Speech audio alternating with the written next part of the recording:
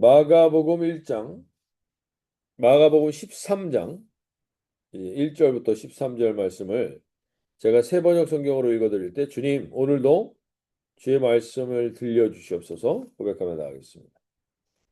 예수께서 성전을 떠나가실 때에 제자들 가운데서 한 사람이 예수께 말하였다. 선생님 보십시오. 얼마나 굉장한 돌입니까?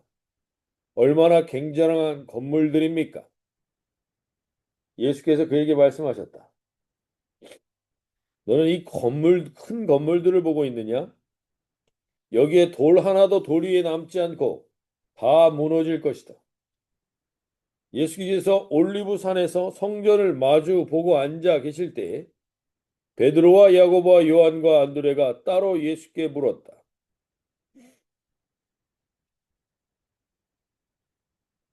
우리에게 말씀해 주십시오. 이런 일이 언제 일어나겠습니까? 또 이런 일들이 이루어지려고 할 때에는 무슨 징조가 있겠습니까? 예수께서 그에게 말씀하셨다. 누구에게도 속지 않도록 조심하여라. 많은 사람이 내 이름으로 와서는 내가 그리스도다 하면서 많은 사람을 속일 것이다. 또 너희는 여기에 저기에서 전쟁이 일어난 소식과 전쟁이 일어날 것이라는 소문을 듣게 되어도 놀라지 말아라. 이런 일이 반드시 일어나야 한다. 그러나 아직 끝은 아니다. 민족과 민족이 맞서 일어나고 나라와 나라가 맞서 일어날 것이며 지진이 곳곳에서 일어나고 기근이 들 것이다. 이런 일들은 진통의 시작이다. 너희는 스스로 조심하여라. 사람들이 너희를 법정에 넘겨줄 것이며 너희가 회당에서 매를 맞을 것이다. 또 너희는 나 때문에 총독들과 임금들과 임금들 앞에 서게 되고 그들에게 증언할 것이다. 먼저 복음이 모든 민족에게 전파되어야 한다. 사람들이 너희를 끌고 가서 넘겨줄 때 너희는 무슨 말을 할까 하고 미리 걱정하지 말아라. 무엇이든지 그 시각에 말할 것을 너희에게 지시하여 주시는 대로 말하여라. 말하는 이는 너희가 아니라 성령이시다. 형제가 형제를 죽음에 넘겨주고 아버지가 자식을 또한 그렇게 하고 자식이 부모를 거슬러 일어나서 부모를 죽일 것이다. 너희는 내 이름 때문에 모든 사람에게 미움을 받을 것이다. 그러나 끝까지 견디는 사람은 구원을 받을 것이다. 네, 오늘 이제 마가복음 이제 마지막 부분을 우리가 살펴보면서 예수님의 마지막 오일에 대한 나눔을 특별히 나누고 있는데 오늘 그 5일 동안 예수님이 이 제자들에게 가르치시면서 마지막으로 가르치시는 가장 중요한 내용 중에 하나가 오늘 이 내용입니다. 어, 여기서 우리가 마지막 때라는 것에 대해서 계속적으로 지금 확인받고 도전받는 것입니다. 오늘 우리가 여기서 중요한 말씀, 예수님이 하셨던 중요한 말씀에 귀를 기울여야 되는데 13절, 13장 3절, 4절에서 이렇게 얘기하시죠. 우리에게 이르소서 어느 때 이런 일이 있겠사오며 이 모든 일이 이루어지려 할 때 무슨 징조가 있사오리이까? 예수께서 이르시되 너희가 사람의 미혹을 받지 않도록 주의하라. 우리가 지금처럼 마지막 때라는 말을 많이 듣는 때도 없습니다. 지금 때가 막 다가온 것 같다. 지구가 이렇게 병들어 있고 세상에 여러 가지 전쟁의 소문이 계속되고 난리와 난리들이 계속되니 마지막 때가 된 것 같다라는 말을 참으로 많이 듣습니다. 그런데 성경은 우리에게 마지막 때에 대한 분명한 기준을 이야기합니다. 말세야 말세야라는 말은 우리가 벌써 수천 년 동안 계속 해왔던 말입니다. 성경적으로 보면 바로 이 예수님의 제자의 때도 말세라는 말이 있었던 겁니다. 마지막 때라는 말이 여기 있는 겁니다. 이때부터 지금 2000년이 지난 지금까지 마지막 때라는 말은 계속 있어 왔습니다.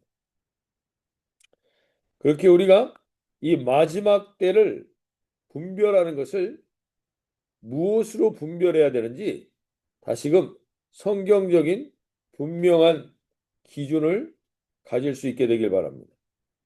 마지막 때는 오늘 이 성경에서 말하는 것처럼 난리와 난리도 있고 민족이 나라가 나라를 대적하고 기근이 있고 재난이 있고 이곳에서 우리는 마지막 때를 자꾸 얘기합니다.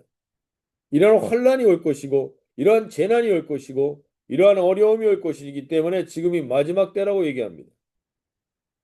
그런데 이러한 난리와 난리, 소문과 소문, 민족과 민족이 싸우는 것은 예수님 때부터 계속 있었습니다. 예수님과 이 제자들이 얘기할 때부터 지금 계속 있어 왔던 일입니다. 이것으로 우리는 마지막 때를 보는 게 아닙니다. 마지막 때의 결정은 성경적으로 보면 예수님이 처음 오신 초림부터 예수님이 다시 오시는 재림, 이 사이를 다 마지막 때라고 합니다. 이 사이를. 그러니까 예수님이 다시 오시는 시기에 따라 마지막 때는 계속되는 겁니다. 근데 그 마지막 때의 중요한 기준점을 오늘 13장 10절에서 성경은 명확하게 얘기해 줍니다. 마지막 때는 환란이 오고 핍박이 오고 지구에 재난이 오고 온 나라가 오고 이것으로 마지막 때가 결정되는 게 아니라 마지막 때는 이것으로 결정된다는 겁니다. 13장 10절 말씀 보시면 또 복음이 먼저 만국에 전파되어야 할 것이라. 복음이 먼저 이게 마태복음에서는 이렇게 표현하죠. 복음이 땅 끝까지 이르러야 그제야 끝이 오리라. 즉 여기 복음이 먼저 만국에 전파된다. 즉 마지막 때는 어디서 결정되는 거냐면 환란이나 재난과 핍박이 아니라 마지막 때는 복음이 전파되어야 끝나는 겁니다. 만약에 예수님의 제자들과 그 복음의 역사가 더 일찌감치 온 세계에 전해졌다면 이미 마지막 때가 끝났을 수도 있습니다. 근데 지금까지 복음이 전파되어지지 않았기 때문에 마지막 때가 오지 않는다는 것. 즉 그렇다면 마지막 때의 결정권은 어디 있다는 겁니까? 마지막 때를 결정하는 곳이 어디입니까? 그것이 교회라는 겁니다. 교회에 의해서 마지막 때는 결정됩니다. 이러한 재난과 징조, 우리는 이걸 통해서 두려움과 우리를 두렵게 이끌면서 마지막 때가 왔다고 하는 사람들의 말에 제발 더 이상 우리가 현혹될 필요가 없습니다. 그것은 역사 속에서 계속 반복되어 왔습니다. 그리고 그것은 계속해서 허무한 결과로 끝났습니다. 분명히 우리가 깨달아야 할 것은 마지막 때의 결정권은 교회에 달려 있습니다. 이 말이 안 믿어질 수 있습니다. 교회가 우습게 보이니까. 별거 아닌 것 같아 보이니까. 그러나 성경의 약속은 하나도 안 이루어진 것이 없습니다. 우리가 지금 주일날마다 그것을 살펴보고 있습니다. 하나님의 약속이 어떻게 정확한지를 우리가 깨달아 그 약속대로 될 것을 바라보는 것입니다. 반드시 마지막 때는 교회에 달려 있습니다. 교회에 의하여 결정이 됩니다. 저와 여러분이 있는 이 기도의 현장, 우리가 복음을 전파하는 그 현장에 만국의 마지막은 달려 있다는 사실. 이것을 우리가 분명히 하셔야 됩니다. 그래서 첫 번째로 우리를 미혹하게 하는 게 뭐냐? 미혹을 받지 않도록 주의해라 하신 게 뭐냐? 첫 번째가 마지막 때에 대해서 미혹하는 세력이 너무나 많아왔다는 거예요. 이러니 마지막 때다, 저러니 마지막 때다, 지금 재난과 지금 이런 때다라고 말합니다. 아니요. 우리가 분명히 미혹되지 마시라고 말합니다. 하나님이. 복음이 전파돼야만 결정권이 끝난다는 거예요. 마지막 때에 정말 핵심을 알려면 복음을 전파하는 열정이 있어야 그게 마지막 때라고 말할 수 있는 자격이 있는 겁니다. 우리 교회도 마찬가지입니다. 우리 교회가 지금 이제 무엇에 깨어 있어야 하는가? 다시 돌아봐 복음을 전파하는 것을 깨어 하나님의 마지막 때를 진짜로 준비하는 그러한 공동체가 될 수 있길 바랍니다. 두 번째로 예수님이 또 미혹되지 않아야 될 것을 얘기하시는데 그것이 13장 1절입니다. 예수께서 성전에서 나가실 때 제자 중 하나가 이르되 선생님이여 보소서 이 돌들이 어떠하며 이 건물들이 어떠하나이까. 아까 세번역 성경에서처럼 해석하면 이게 얼마나 아름답습니까? 이 성전이 너무 멋있지 않습니까? 아름답습니다. 라고 표현합니다. 근데 이 성전이 아름답다. 돌 위에 돌 하나도 남지 않는다. 근데 예수께서 말씀하십니다. 명확하게 말씀하십니다. 이 성전에 대한 미혹에 깨어 있으라. 교회가 웅장하고 아름답고 거기가 성전이 아니라는 것. 돌 위에 돌 하나도 남지 않게 될 거라 말씀하시고. 그러면서 3절에서 이렇게 얘기하시죠. 예수께서 감람산에서 성전을 마주대하여 앉으셨을 때 베드로와 야고보와 요한과 안드레가 조용히 묻습니다. 오늘 우리에게 말씀하십니다. 성전은 감람산에서 성전을 마주대하고 예수님이 앉으시면서 말씀하십니다. 성전은 무엇이냐? 건물이 아니라는 겁니다. 성전을 명확히 하려는 겁니다. 이 종교적인 세력이 너희들을 미혹하게 될 거라는 겁니다. 대표적으로 우리가 미혹하게 되는 지금 것들이 여기 이 시대 때는 성전 건물로 이게 신앙인 것처럼 이게 성전인 것처럼 미혹하게 하는 세력들. 지 세력들이 지금도 있죠. 지금도 이렇게 웅장하고 이게 이렇게 지는 게 하나님이 기뻐하시는 뜻이다. 라고 얘기하며 교회를 크게 짓고 거기에 많은 사람을 모이는 것에 우리를 미혹해 합니다. 근데 예수님이 거기에 미혹당하지 말라는 겁니다. 그것이 성전이 아니라는 겁니다. 그 돌 위에 돌 하나도 남지 않게 될 거라는 겁니다. 그러면 무엇을 말씀하시는가? 성전은 무엇인가? 특히 이 시대 때 교회들 예수님을 인정하지 하지 않는 곳은 없습니다. 교회가 예수님을 안 믿는 것이 아닙니다. 인정하지 않는 게 아닙니다. 성전이라는 이름으로 우선순위를 엉뚱한 데에 두게 하는 것이 미혹해 하는 것입니다. 성전이라고 하면서 건물을 크게 짓고 아름답게 지으면서 이것이 성전이라고 하는 미혹에 넘어가지 말라는 것이며 동시에 예수님의 사상이나 예수님을 따라가는 인본주의적 사상과 철학 그 가르침이 교회의 중심이 될 때 그건 성전이 아니라는 것입니다.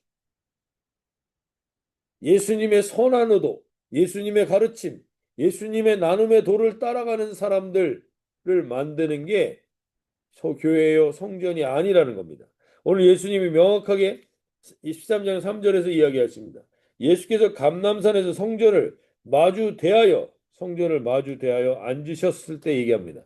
성전이 무엇인지를. 성전은 예수님 자체입니다. 우리는 지금 이 현대교회가 가장 많이 미혹당하고 우리 교회도 여기에 미혹당해 있는 부분이 있을 수 있습니다. 그것은 뭐냐? 예수님의 선한 의도, 예수님의 가르침을 따라가는 사람들이 성전이요 교회가 아니라 교회의 핵심은 예수님 자체를 따라가는 겁니다. 예수님과의 인격적 교제, 이거를 통하여 그분과의 온전한 동행이 있는 것이 교회인 거지, 그분의 가르침이나 사상이나 철학을 따라가는 게 아닙니다. 물론 그것을 우리가 살아가게 되죠. 근데 그것이 전제 조건이 그분의 사상과 가르침과 철학을 따라가는 게 전제 조건이 아니라 그분 자체를 따라가는 게, 그분과의 동행과 그분과의 교제가 먼저 목적이 되어야만 온전한 우리가 주님을 따라가는 공동체가 될 수 있다는 것입니다. 여기에 깨어있는 공동체를 하나님이 지금 찾으시는 것입니다. 우리 교회가 하나님 미혹당한 것들이 있다면 하나님 우리 교회 안에 그 어둠들을 떠나가게 하여 주시고, 오늘 우리 가운데 분명히 알게 해 주십시오. 우리는 예수님을 따라가는 거지 예수님의 가르침이나 사상이나 아니면 그런 교회 건물을 따라가는 게 아니라는 사실. 오늘 주님 그 예수님을 온전히 깨달아 아는 그것이 성전임을 오늘 알고 우리가 분별할 수 있는, 이 시대에 미혹당하지 않고 분별하여 서 있는 저희가 되게 해주십시오. 기도하며 나가시길 바랍니다. 마지막으로 우리를 미혹하게 하는 것들이 있습니다. 그것은 뭡니까? 난리와 난리, 소문과 소문, 민족과 민족의 대적을 보면서 우리를 불안하게 하고 두렵게 하면서 우리를 통제하려고 하는 세력들이 나타납니다. 그것이 정치 권력으로, 종교 권력으로 나타납니다. 그 권력에 대해서 우리가 미혹당하지 않으셔야 됩니다. 우리가